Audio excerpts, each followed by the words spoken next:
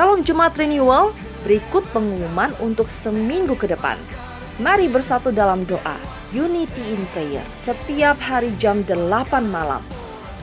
Persembahan persepuluhan dapat dikirimkan ke rekening Bank BCA atas nama Yeni Dianawati di 4660012-236. Bagi Anda yang terbeban untuk memberikan persembahan diakonia, bisa dikirimkan di Bank BCA atas nama Aldi Yuda di 277-1525-727. Office the Pastor hadir untuk Anda. Bagi yang membutuhkan pelayanan doa dan konseling lainnya, bisa menghubungi di nomor WhatsApp 0878 8377 1100. Tuhan Yesus memberkati.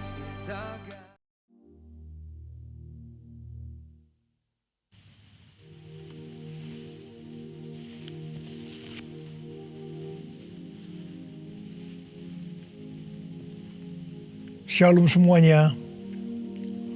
Hari ini adalah Jumat Agung, di mana kita memperingati kematian Tuhan Yesus. Kita akan merenungkan kembali kasih Tuhan Yesus yang luar biasa yang diberikan kepada kita semua. Saya mau mengatakan sesuatu kepada saudara, bahwa apapun yang kita alami hari-hari ini dalam pandemi COVID-19 dan krisis ekonomi, kita harus tahu bahwa Tuhan Yesus sangat-sangat mengasihi kita semua. Yang paling penting, kita harus mengerti bahwa kasih Tuhan Yesus kepada kita adalah supaya kita diselamatkan. Melalui segala peristiwa ini, kita harus ingat seperti yang terdapat dalam Roma 8 ayat 28 yang berkata, kita tahu sekarang bahwa Allah turut bekerja dalam segala sesuatu, baik enak maupun tidak enak, untuk mendatangkan kebaikan bagi mereka yang mengasihi Dia. Apakah saudara mengasihi Tuhan Yesus? Kalau saudara berkata ya, berarti ayat ini buat saudara dan juga buat saya. Saya percaya melalui semua yang terjadi, kita yang mengasihi Tuhan Yesus akan makin serupa dengan gambarnya. Melalui semua yang terjadi juga, mereka yang selama ini tertidur, suam-suam kuku, mati rohani, akan dibangunkan kembali. Mereka akan bertobat dan minta ampun kepada Tuhan Yesus. Tuhan Yesus mengingatkan kita agar kita tidak hidup dalam ketakutan, kekhawatiran, kepanikan yang terus-menerus. Ingat bahwa hidup mati kita di tangan Tuhan, bukan di tangan COVID-19, bukan di tangan krisis ekonomi. Hari-hari ini lebih banyak orang yang takut kepada hal-hal yang lain ketimbang takut kepada COVID-19 itu sendiri. Hal inilah yang dikehendaki oleh iblis. Kalau hal ini berlarut-larut, maka akan lebih banyak orang yang meninggal karena ketakutan ketimbang meninggal karena COVID-19 itu sendiri. Karena itu, kita harus mengingat firman Tuhan yang berkata, dalam tinggal tenang dan percaya terletak kekuatanmu. Alkitab berkata, Yesus mati karena dosa-dosa kita. Dia dikuburkan, tetapi pada hari yang ketiga, Dia dibangkitkan. Alkitab berkata, semua orang telah berbuat dosa dan telah kehilangan kemuliaan Allah. Upah dosa ialah maut, mati kekal selama-lamanya, tempatnya di neraka. Neraka adalah tempat yang sangat mengerikan. Jangan sampai masuk neraka. Karena itu, Tuhan Yesus datang ke dalam dunia ini untuk menyelamatkan kita semua. Bagaimana cara Tuhan Yesus menyelamatkan kita? Alkitab berkata, Tuhan Yesus yang tidak mengenal dosa dijadikan dosa oleh karena kita, supaya di dalam Dia, yaitu mereka yang percaya kepada Tuhan Yesus, dibenarkan oleh Allah. Apa arti dari ayat ini? Tadi dikatakan, semua orang telah berbuat dosa dan telah kehilangan kemuliaan Allah. Upah dosa ialah maut, mati. Jadi Tuhan Yesus harus mati menggantikan saudara dan saya.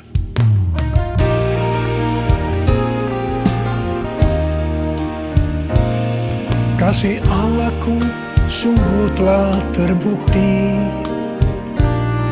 ketika Dia serahkan anaknya. Kasih Allah mau berkorban bagi kau dan aku. Tak ada kasih seperti kasih-Nya. Bersyukur, bersyukur, bersyukur. Oh, bersyukur karena kasih setiamu. Ku sembah, ku sembah, ku sembah dan ku sembah. Selama hidupku ku sembah kau Tuhan. Selama hidupku ku sembah kau Tuhan. Selama hidupku ku sembah kau Yesus. Kalau kita melihat cara mati Tuhan Yesus, saya katakan sangat-sangat tidak manusiawi. Alkitab menuliskan ada 10 tahap penderitaan Tuhan Yesus. Dari Taman Getsemani sampai Golgota. Sangat mengerikan. Tahap yang pertama, ketika berada di Taman Getsemani, Tuhan Yesus berdoa kepada Bapa dalam keadaan ketakutan. Sampai peluhnya seperti tetes-tetes darah yang jatuh ke tanah. Pada saat itu seorang malaikat turun untuk menguatkan Tuhan Yesus. Tuhan Yesus berdoa kepada Bapa, "Ya Bapakku, jikalau sekiranya mungkin, biarlah cawan ini lalu daripadaku. Tetapi jangan seperti yang ku kehendaki, melainkan seperti yang kau kehendaki." Di sini Tuhan Yesus mengajar kepada kita bahwa di dalam doa kita boleh menawar, tetapi jangan memaksakan kehendak. Bagi yang sekarang dalam ketakutan, kita harus ingat bahwa Tuhan Yesus pernah mengalami ketakutan untuk menebus dosa kita semua. Karena itu datanglah kepada Tuhan Yesus. Dia pasti mampu dan mau menolong kita semua. Tahap yang kedua, Tuhan Yesus ditangkap. Dia dituduh dengan bermacam-macam tuduhan. Diludahi, mukanya ditinju, dipukul. Tetapi Tuhan Yesus tidak membalas. Di sini Tuhan Yesus mempraktekkan apa yang diajarkannya kepada kita. Agar kita mengasihi dan berdoa bagi orang-orang yang membenci kita. Mengutuk kita, mencaci maki kita. Jikalau kita hanya mengasihi orang-orang yang mengasihi kita, apa jasa kita? Karena orang-orang berdosa pun juga mengasihi orang-orang yang mengasihi mereka. Tahap yang ketiga, Tuhan Yesus dibelenggu dan diadili. Waktu Tuhan Yesus diadili oleh Pilatus, ternyata tidak didapati kesalahan yang membuat Tuhan Yesus harus dihukum mati. Sementara itu orang-orang Yahudi terus berteriak-teriak supaya Tuhan Yesus dihukum mati. Salibkan dia! Salibkan dia! Akhirnya Pilatus menyerahkan Tuhan Yesus untuk disalibkan. Tahap yang keempat, Tuhan Yesus dicambuk. Proses awal dari penyaliban, jubah Tuhan Yesus dibuka dan dihukum cambuk. Dua algojo bergantian menghunjamkan cambuk ke punggung Tuhan Yesus. Ujung cambuk itu terbuat dari potongan tulang dan potongan besi. Tiap kali cambuk itu dihunjamkan ke punggung Tuhan Yesus, itu menimbulkan luka yang dalam. Tuhan Yesus berteriak-teriak kesakitan. Darah Tuhan Yesus bercucuran. Tuhan Yesus bermandikan darah. Tahap yang kelima, kepala Tuhan Yesus diberi mahkota duri. Duri ditancapkan di kepala Tuhan Yesus dengan cara dipukul. Sakitnya luar biasa. Darah bercucuran. Tahap yang keenam, Tuhan Yesus disuruh memikul salib. Dalam kesakitan, berlumuran darah, ditambah semalaman Tuhan Yesus tidak tidur. Tuhan Yesus harus memikul salibnya. Tuhan Yesus jatuh bangun karena tidak kuat. Maka Simon dari Kirene disuruh menggantikannya. Tahap yang ketujuh, tangan dan kaki Tuhan Yesus dipaku. Sakitnya luar biasa, darah bercucuran. Tahap yang kedelapan, Tuhan Yesus digantung di atas kayu salib. Pada saat itu Tuhan Yesus menderita secara lahir maupun batin. Secara lahir dia merasakan sakit yang luar biasa di sekujur tubuhnya. Dan juga merasa sesak karena ada cairan yang menekan jantungnya. Secara batin Tuhan Yesus menderita. Karena Tuhan Yesus melihat semua orang yang lalu lalang menghujat dia. Ahli Taurat, tua-tua, imam-imam menghujat dia. Bahkan salah satu penjahat di sebelahnya juga ikut menghujat. Tahap yang kesembilan, Tuhan Yesus merasa ditinggalkan oleh Bapa. Sekitar jam 12 siang sampai jam 3 petang, tiba-tiba langit di sekitar Golgota menjadi gelap. Tuhan Yesus gelisah. Dan dia berteriak, Eli, Eli, lama sabachthani. Allahku, Allahku, mengapa engkau meninggalkan aku? Tuhan Yesus merasa ditinggalkan oleh Bapa. Orang yang berdosa pada hakikatnya dipisahkan dari Bapa. Jadi untuk menebus dosa dari orang yang berdosa, maka Tuhan Yesus harus merasakan ditinggalkan oleh Bapa, dipisahkan dari Bapa. Saya percaya ini adalah puncak penderitaan Tuhan Yesus. Penderitaan lainnya tidak ada artinya dibandingkan merasa ditinggalkan oleh Bapa. Bagi saya, kalau saya tidak bisa merasakan hadirat Tuhan, itu adalah hal yang paling berat dalam hidup saya. Karena itu setiap hari saya selalu menjaga langkah-langkah dalam hidup saya, agar saya terus mengalami hadirat Tuhan. Kalau ada dosa, harus cepat diselesaikan, supaya terus merasakan hadirat Tuhan. Saya berharap saudara juga melakukan hal yang seperti itu. Kalau ada di antara saudara yang sudah tidak merasakan hadirat Tuhan, dan saudara menganggap itu biasa, saudara harus bertobat. Tidak ada yang lebih berbahagia daripada kalau kita berada dalam hadirat Tuhan. Sebab Alkitab berkata, di hadapanmu ada sukacita berlimpah-limpah. Artinya di dalam hadirat Tuhan ada sukacita dan kebahagiaan yang berlimpah-limpah. Tahap yang ke-10, Tuhan Yesus berkata, sudah selesai. It is finished. Ya Bapa, ke dalam tanganmu kuserahkan nyawaku. Lalu Tuhan Yesus mati. Pertanyaannya, mengapa Tuhan Yesus harus mati dengan cara demikian? Mengapa tidak dengan cara yang mudah? Dipenggal kepalanya, selesai. Mengapa Tuhan Yesus harus mati dengan bermandikan darah?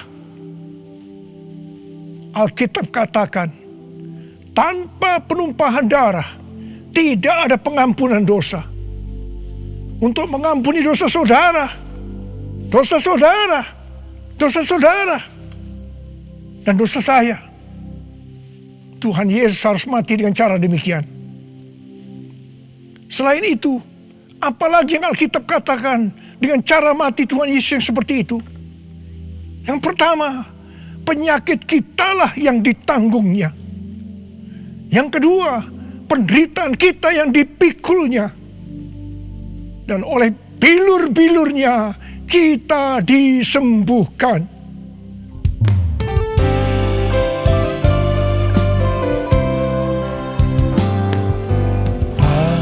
Terukur kasih-Mu Yesus, Kau telah mati gantikan diriku. Kau curahkan darah-Mu untuk tebus dosaku. Layaklah Kau Tuhan dipuji dan disembah, dengan segenap hatiku. Layaklah Kau Tuhan, dipuji dan disembah dengan segenap jiwa ragaku. Dengan segenap jiwa ragaku. Dengan segenap jiwa ragaku. Tuhan Yesus mati karena dosa-dosa kita. Dia dikuburkan, tetapi pada hari yang ketiga Dia dibangkitkan. Haleluya! Tuhan Yesus tidak selamanya mati, tetapi pada hari yang ketiga Tuhan Yesus dibangkitkan. Apa yang Alkitab katakan kalau sampai Tuhan Yesus tidak bangkit? Yang pertama, sia-sialah pemberitaan firman Tuhan. Saya di sini memberitakan firman Tuhan tidak ada artinya, sia-sia. Tetapi puji Tuhan, Tuhan Yesus hidup. Tuhan Yesus bangkit. Pemberitaan firman Tuhan menjadi tidak sia-sia. Hal yang kedua, kalau sampai Tuhan Yesus tidak bangkit, sia-sialah kepercayaan kita. Dan kita akan tetap mati di dalam dosa-dosa kita. Demikian juga dengan orang-orang yang mati dalam Tuhan. Mereka akan tetap binasa. Tetapi puji Tuhan, Tuhan Yesus bangkit. Kita tidak akan mati di dalam dosa-dosa kita. Tetapi kita akan bersama-sama dengan Tuhan Yesus selama-lamanya. Haleluya! Hal yang ketiga, kalau sampai Tuhan Yesus tidak bangkit, kita adalah orang-orang yang paling malang dari segala manusia. Tetapi puji Tuhan, Tuhan Yesus bangkit. Kita bukan orang-orang yang paling malang, tetapi justru orang yang paling beruntung dari segala manusia. Ada berapa banyak di antara saudara yang paling beruntung dari segala manusia? Saudara boleh angkat tangan.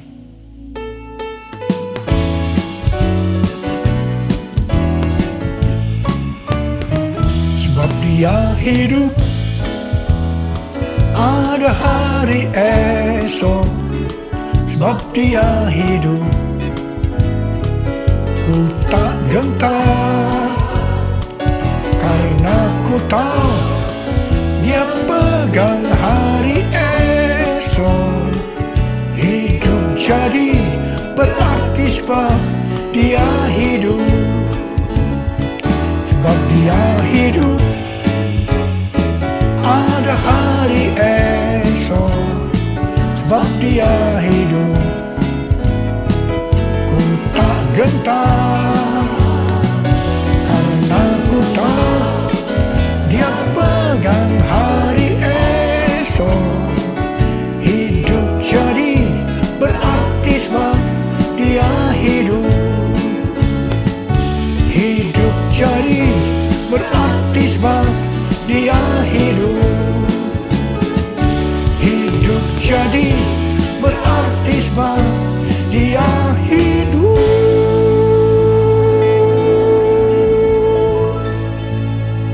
Karena Tuhan Yesus hidup, maka ada hari esok. Karena Tuhan Yesus yang pegang hari esok saudara dan saya, Dia hidup. Dia berkata kepada kita, jangan kamu takut, jangan kamu khawatir, jangan kamu panik.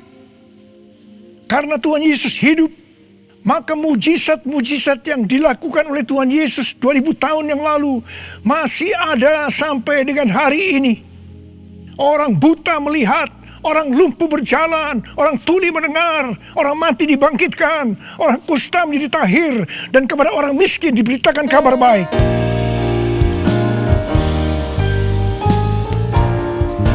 Yang lemah dikuatkan, yang miskin diperkaya, yang buta kan melihat, diperbuatnya bagiku. Yang lemah dikuatkan, yang miskin diperkaya, yang buta kan melihat, diperbuatnya bagiku.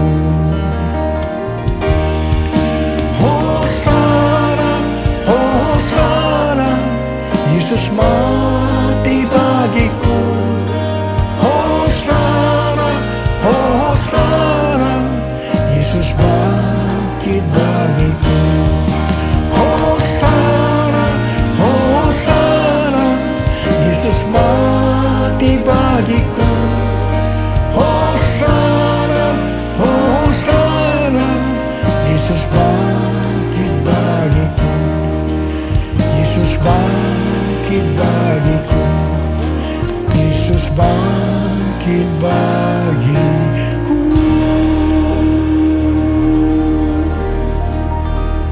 Karena Tuhan Yesus hidup, kita akan melihat Pentakosta ketiga akan digenapi, di mana melalui semua peristiwa yang sedang terjadi saat ini, penuaian jiwa yang terbesar dan yang terakhir sebelum Tuhan Yesus datang kembali terjadi.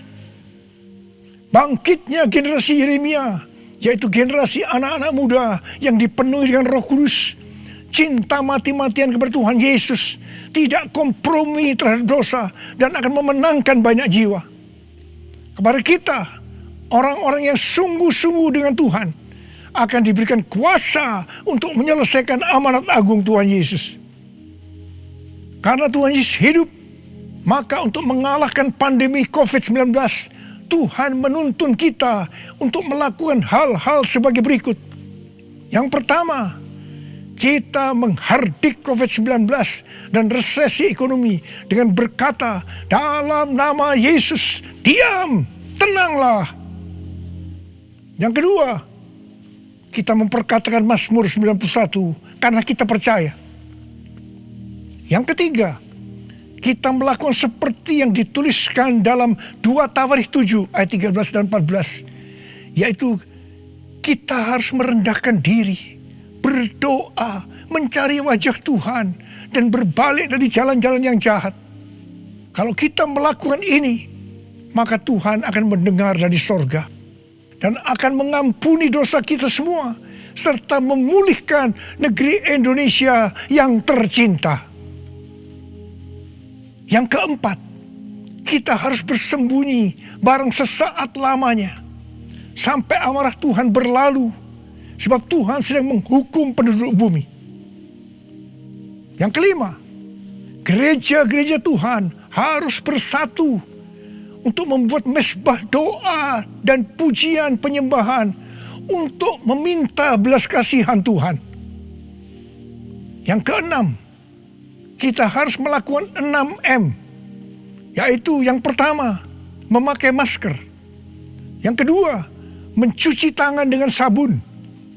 Yang ketiga, menjaga jarak.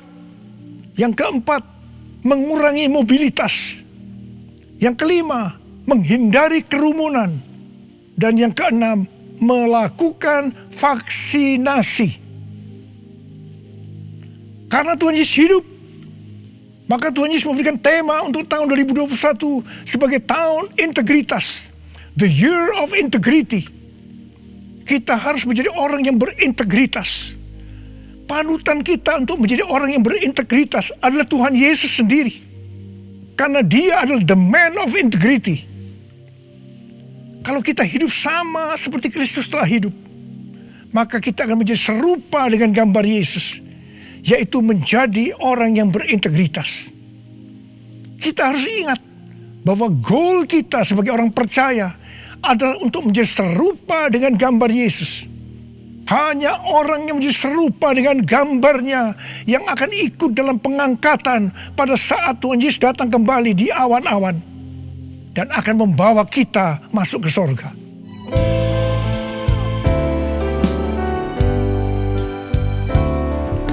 Menjadi seperti Kau, Yesus, menjadi seperti Kau, Yesus, menjadi sempurna dalam seluruh hidupku, menjadi seperti Kau, Yesus, menjadi seperti Kau, Yesus, menjadi sempurna dalam seluruh hidupku. Mari, saudara mau hidup sebagai orang yang berintegritas, angkat tangan saudara. Saya mau berdoa buat saudara. Menjadi seperti Kau, Yesus, menjadi seperti Kau, Yesus, menjadi sempurna dalam seluruh hidupku. kana mata karabaya ralabaya ralabalabalabalaba. Oh ralabalabalabalabalabalabalabalabalabalabala. Oh rialalabakana maraba. Oh ralabakana balabalabalabalabala. Tuhan, Kau melihat anak-anak-Mu sudah mengangkat tangan. Mereka berjanji di hadapan-Mu untuk menjadi orang yang berintegritas, untuk makin serupa dengan gambar-Mu ya Tuhan. Berkatilah mereka Tuhan, dalam berkat Paskah buat mereka curahkan ya Tuhan. Berkat Paskah buat mereka curahkan ya Tuhan. Engkau yang begitu mengasihi mereka, Engkau tahu segala kebutuhan yang mereka perlukan hari ini. Terima kasih Tuhan. Mungkin ada yang sakit, dalam nama Yesus sembuh, dalam nama Yesus sembuh, dalam nama Yesus. Mungkin ada yang mengalami krisis ekonomi hari-hari ini, Tuhan. Kasihani mereka ya Tuhan. Berikan mereka kecukupan, berikan mereka kelimpahan ya Tuhan, dan segala hal yang baik. Tuhan, terima kasih. Berkat-Mu melimpah buat anak-anak-Mu. Kasihanilah mereka Tuhan, kasihanilah mereka ya Tuhan. Bapa, terima kasih. Dalam nama Yesus, amin. Mari saudara-saudara, kita akan masuk dalam perjamuan kudus. Kita akan mengingat ayat ini. Sebab setiap kali kamu makan roti ini dan minum cawan ini, kamu memberitakan kematian Tuhan sampai Ia datang. Perjamuan kudus adalah perjamuan Tuhan Yesus sendiri. Setiap kali kita masuk dalam perjamuan kudus, Tuhan Yesus selalu berkata, biarlah ini menjadi peringatan akan aku. Karena itu mari, arahkan hati kita kepada kebaikan Tuhan. Kita akan mengingat kebaikan Tuhan. Mari tundukkan kepala. Bapa, siapakah kami sebelum kami mengenal Engkau? Kami semua orang berdosa. Upah dosa adalah maut, mati. Tapi Engkau yang tidak berdosa telah dijadikan dosa oleh karena kami semua. Engkau harus turun dari sorga mulia, menjelma menjadi manusia, mati ganti kami dengan penderitaan yang luar biasa. Sungguh ya Bapa, kalau kami pikirkan betapa baiknya Engkau itu. Engkau jadikan kami sebagai anak-anak-Mu. Engkau yang memberkati kami, Engkau yang membela kami, Engkau melindungi, Engkau menyembuhkan kami dari sakit penyakit, Engkau menjaga kami selama pandemi COVID-19 ini. Terima kasih ya Tuhan. Engkau juga tegur kalau kami salah. Itu Engkau ya Abah, Saudara, Tuhan akan memberkati saudara melalui perjamuan kudus. Tapi Tuhan mau kita makan dan minum dengan cara yang benar. Karena itu saya mau mengajak saudara untuk introspeksi. Lihat keadaan dirimu masing-masing. Jangan menyimpan dosa. Kalau ada dosa yang diingatkan oleh Tuhan kepada saudara, langsung minta ampun. Minta ampun. Katakan, ampuni saya Tuhan. Ampuni saya Tuhan. Ampuni. Supaya saudara diberkati. Minta ampun. Ampuni Tuhan. Ampuni kami semua. Ampuni Tuhan. Hamba boleh memintakan juga ampun buat mereka. Ampuni juga hamba-Mu. Terima kasih. Terima kasih ya Abah. Terima kasih. Kami akan masuk dalam perjamuan kudus dengan hati yang penuh ucapan syukur. Dalam nama Yesus. Amin. Sekarang saudara, mari kita angkat roti di tangan kanan kita tinggi-tinggi. Sebab apa yang telah kuteruskan kepadamu telah aku terima dari Tuhan Yesus. Yaitu bahwa Tuhan Yesus pada malam waktu diserahkan mengambil roti. Dan sesudah itu ia mengucap syukur atasnya. Dia memecah-mecahkannya dan berkata, inilah tubuhku yang diserahkan bagi kamu. Perbuatlah ini menjadi peringatan akan aku. Sudah dikasih Tuhan, bukankah roti yang kita pecah-pecahkan ini adalah persekutuan kita dengan tubuh Kristus? Mari kita makan dalam nama Yesus.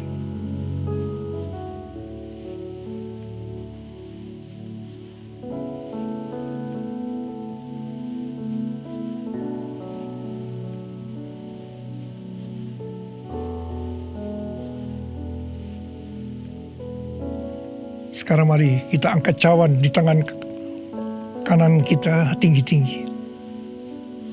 Demikian juga ia mengambil cawan sesudah makan lalu berkata, Cawan ini adalah perjanjian baru yang dimeteraikan oleh darahku. Perbuatlah ini setiap kali kamu meminumnya, menjadi peringatan akan aku. Sudah dikasih Tuhan, bukan kacauan pengucapan syukur. Yang atasnya kita ucapkan syukur adalah persekutuan kita dengan darah Yesus. Mari kita minum dalam nama Yesus.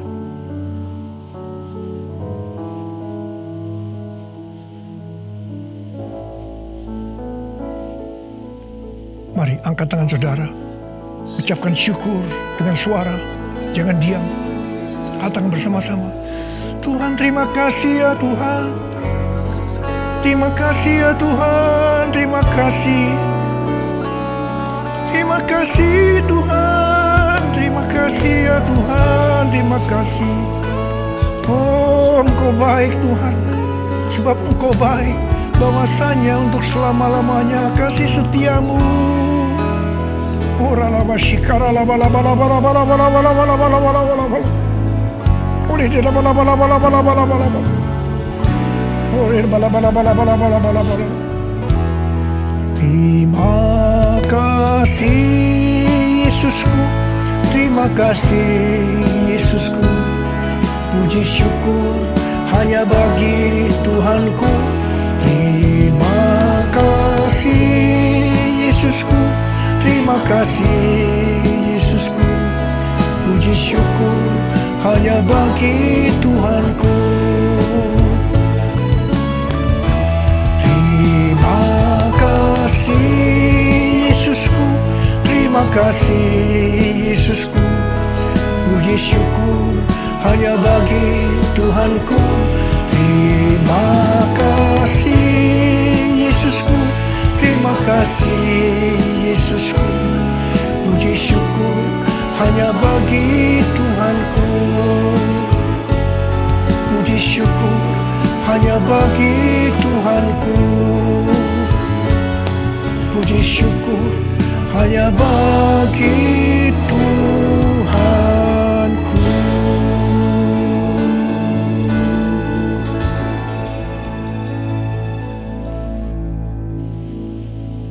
Sekarang terimalah berkat Tuhan. Kasih karunia yang berlimpah-limpah daripada Allah Bapa dalam Anak yang tunggal Yesus Kristus. Persekutuan yang manis dengan Roh Kudus menyertai saudara sekalian mulai hari ini. Sampai Tuhan Yesus datang menjemput kita di awan-awan dan bahkan sampai selama-lamanya. Yang percaya bersama-sama katakan amin.